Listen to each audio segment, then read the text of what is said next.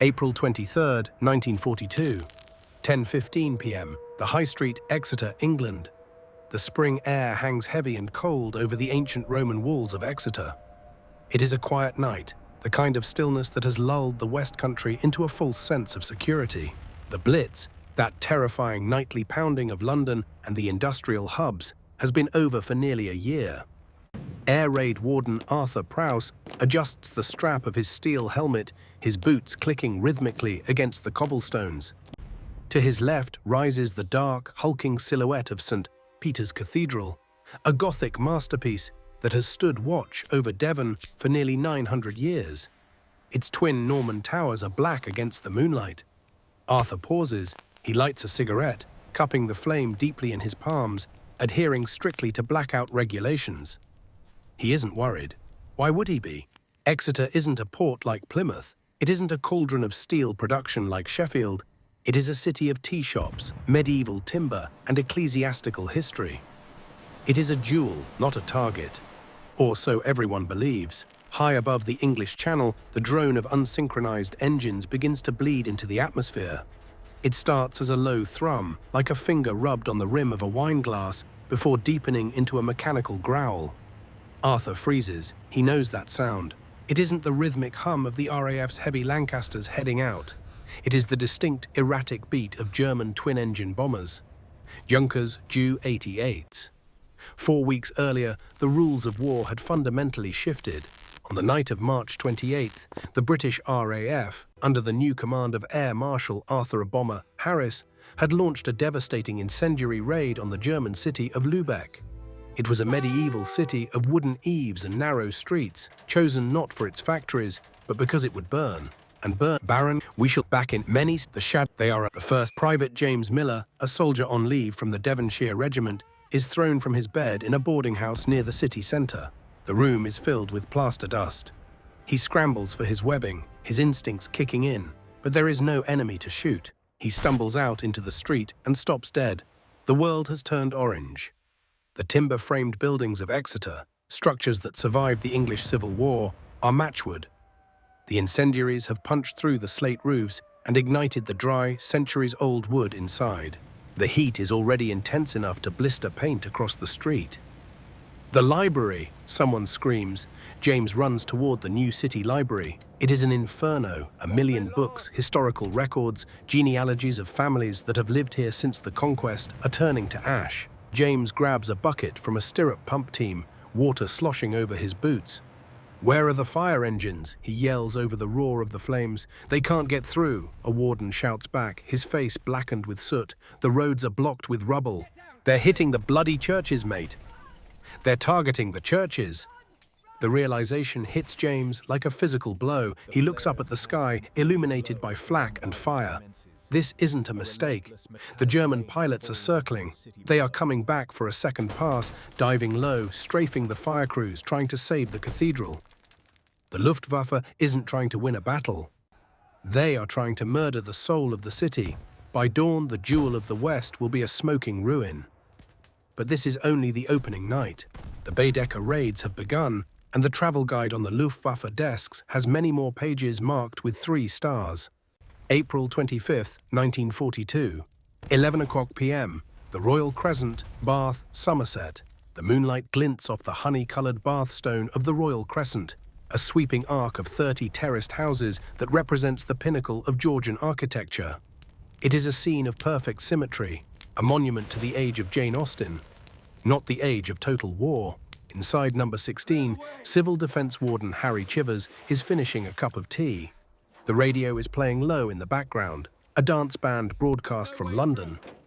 Like Exeter, Bath is a sanctuary city. It is filled with evacuee children from the heavily bombed ports of Bristol and London. They are here because it is supposed to be safe. There are no munitions factories here, no U-boat pens, just Roman baths, antique shops, and the elderly. Harry hears the sirens start up. It's a weary, groaning sound that usually means the Luftwaffe is passing overhead, following the River Avon to hit the docks at Bristol, 12 miles to the west. "Just a flyover, Harry," his wife murmurs, knitting by the hearth. "Likely so," Harry says, standing up to put on his helmet purely out of habit. I'll just pop out and check the blackout curtains. He steps out onto the cobbles of the crescent. The air is crisp. He looks west, expecting to see the searchlights sweeping over Bristol. But the sky over Bristol is dark. Instead, a flare bursts directly overhead. It isn't the drifting magnesium parachute flare used for high-altitude bombing. This is a low-altitude marker. It hisses as it burns, casting a sickly green glow over the manicured lawn of Victoria Park. Then comes the noise. It is terrifyingly loud, immediate, and intimate. "Dive bombers!" Harry screams, throwing himself into the gutter. At 4,000 feet, Oberleutnant Hans-Joachim Hermann of Kampfgeschwader 30 pushes the control column of his Junkers Ju-88 forward. The G-force pushes him back into his seat. Unlike the blind area bombing of London, this is precision vandalism. The moon is full, a bomber's moon. The sprawling curve of the Royal Crescent is visible to the naked eye, exactly as it appears in the Baedeker Guide tucked into the navigator's satchels. The German pilots have been briefed. Bath is undefended. And they are right. As Harry Chivers looks up from the pavement, he witnesses a nightmare. There is no heavy anti-aircraft fire, no 3.7-inch guns booming in rhythm, no Bofors tracers arching into the sky. The city has been stripped of its defenses to protect the industrial north. Bath is naked. The Ju-88 screams down to 600 feet. The pilot isn't just dropping bombs, he is picking his targets. A stick of high explosives walks across the city center. The assembly rooms, where 18th century society once danced the minuet, takes a direct hit. The roof collapses in a cloud of ancient dust and pulverized stone. The blast wave shatters the stained glass of the abbey, sending shards of colored saints raining down onto the pews. But the horror is evolving. Sister Mary Connolly runs through the corridors of the local hospital. The windows have already been blown out. The floor is slick with glass.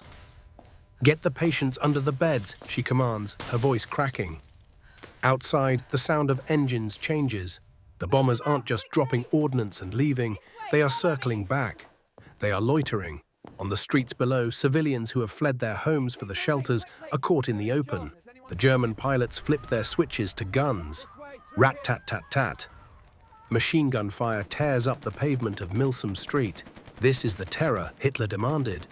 It is intimate and vindictive. They are strafing fire engines. They are strafing ambulances.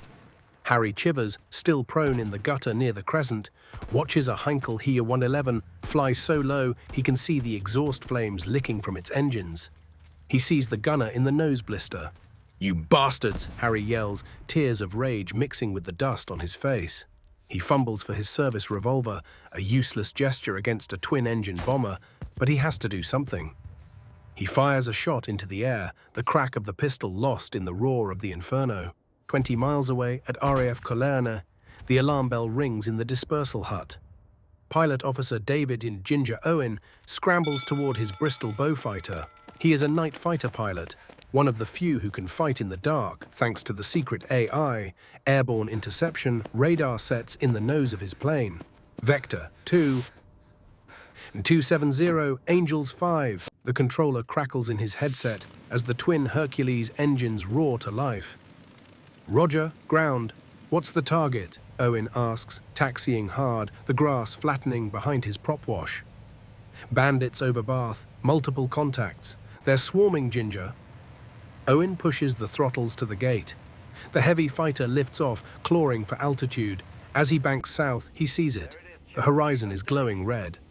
"My God," his radar operator, Sergeant Evans, breathes over the intercom. The whole city is on fire, but as they close in, the difficulty of their mission becomes impossible to ignore. The German bombers are flying at rooftop level, weaving between the 7 hills of Bath. The British night fighters are designed for high-altitude interception. If Owen dives into that smoke-filled bowl, he risks crashing into the hills or being hit by the few friendly light machine guns popping off from the ground. "I can't get a lock," Evans shouts. "Ground clutter is too high. They're down in the weeds." Owen watches helplessly from 5,000 feet as another stick of bombs obliterates the Regency terraces of the parades. He sees the flashes of machine gun fire from the German planes strafing the civilians below.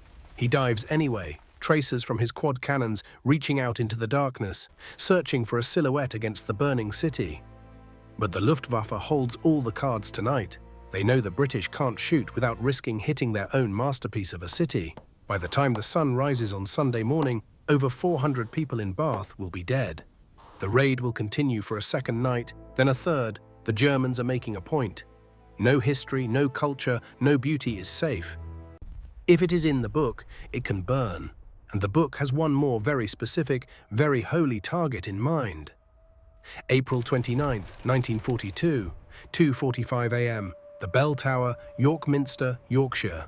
The stone beneath Arthur Titchmarsh's boots vibrates, a low, resonant trembling that feels like the cathedral itself is shivering. As the clerk of works for York Minster, Arthur knows every gargoyle, every flying buttress, and every pane of the great east window. He has spent his life preserving this Gothic leviathan. Tonight, he is watching it become a beacon. Standing on the roof of the central tower, Arthur looks down at a city engulfed in chaos. York, the medieval capital of the north, is burning. To the west, the Guildhall, a structure that has stood since the 15th century, is already gone. A direct hit from a 500 kgs high explosive bomb has reduced the civic heart of the city to a crater of smoking masonry.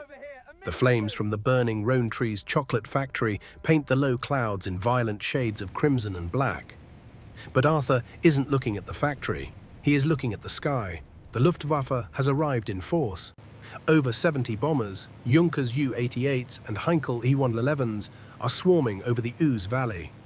Unlike Bath, York has flak defences, but the gunners are overwhelmed. The sky is a lattice of searchlight beams and tracer fire. But the bombers are pressing through. They want the Minster. It is the largest Gothic cathedral in Northern Europe. In the Baedeker Guide, it doesn't just have stars. It has paragraphs of adoration. To destroy it would be to tear the heart out of Christian England. A flare bursts directly above the transept. The white light is blinding. "They've marked us," Arthur shouts to the fire watchers huddled near the parapet. "Sandbags, ready the pumps." 10,000 feet above the city, Pilot Officer Yves Mahet fights the stick of his Hawker Hurricane. The cockpit is freezing, but sweat stings his eyes. Mahet is not British, he is French. One of the free French who refused to surrender when Paris fell. He fights with a desperate personal fury. He is alone. His squadron, Nesna Q-53, was scrambled late. The ground controllers are shouting conflicting vectors. The sky is crowded with enemy bombers. "Bandits everywhere, Red 2. Watch your 6. The radio crackles. Mahet looks down. The city of York is a map of fire. And right in the center, glowing like a white cross in the darkness, is the Minster. He sees a Heinkel of 111 lining up for a bombing run, its bomb bay doors yawning open. The German pilot is steady, ignoring the flak, fixated on the cathedral roof.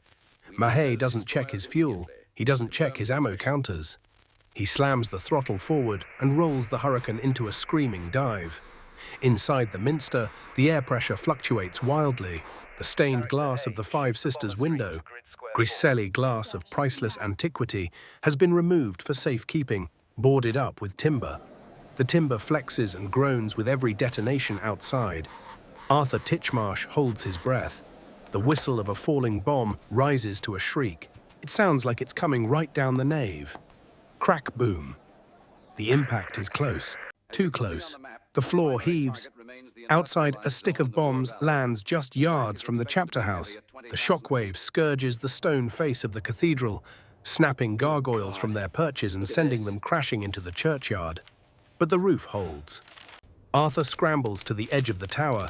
He sees the Heinkel that dropped the load, banking for a second pass. It is low, slow, and confident. Suddenly, a shadow streaks out of the smoke.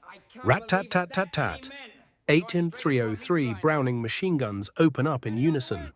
Yves Mahet's Hurricane shreds the darkness. Tracers zipper along the fuselage of the Heinkel.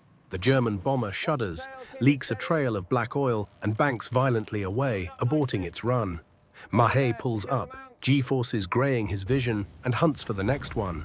He is a wolf among sheep. He attacks another Heinkel, setting its engine alight. Then a Junkers. The meticulous formation of the German raid begins to panic. They drop their bombs early, into the fields, into the river, anywhere to gain speed and escape this madman in the Hurricane.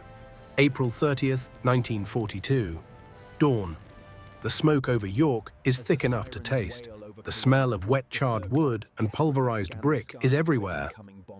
Arthur Titchmarsh walks the perimeter of the minster. His face is grey with dust, his eyes red-rimmed. He steps over the debris of a nearby school that wasn't so lucky. He looks up. The great central tower is scarred. The windows are blown in. There is shrapnel embedded in the medieval limestone, but the minster stands. It rises out of the smoke, defiant. The Baedeker target was missed. The Luftwaffe had thrown everything they had at the cultural soul of the North, and through luck, the courage of the fire watchers, and the fury of a lone French pilot, they had failed to topple it. However, the British government knows that luck is not a strategy. The Baedeker Raids are proving to be a public relations disaster. The Germans are acting with impunity, destroying heritage sites while the RAF focuses on industrial targets in Germany. The people are angry. They don't just want defense, they want revenge. In London, Prime Minister Winston Churchill reads the reports from Bath and York. He picks up the phone to Bomber Command. The era of taking the high road is over. If the Germans want to play by the rules of total cultural war, the RAF is about to introduce them to a new terrifying reality. The raid on Cologne is being planned, and it will not be a raid of 50 or 70 bombers. It will be 1,000. May 30th, 1942. 4 p.m. RAF High Wycombe, the Hole, deep beneath the beech woods of Buckinghamshire. The air in the underground operations room is stale with tobacco smoke and nervous sweat. This is the brain of Bomber Command. Air Marshal Arthur Bomber Harris stands before the Great Wall map. He is a man of granite resolve and short temper. He stares at the pins marking the German industrial heartland. The Baedeker Raids have infuriated the public, but Harris isn't interested in emotional tit-for-tat. He is interested in total annihilation. He turns to his deputy, Air Vice Marshal Robert Saundby. "What is the final count, Bob?" Harris growls. Saundby checks his clipboard. "We've scraped the barrel, sir. We've pulled planes from the Coastal Command.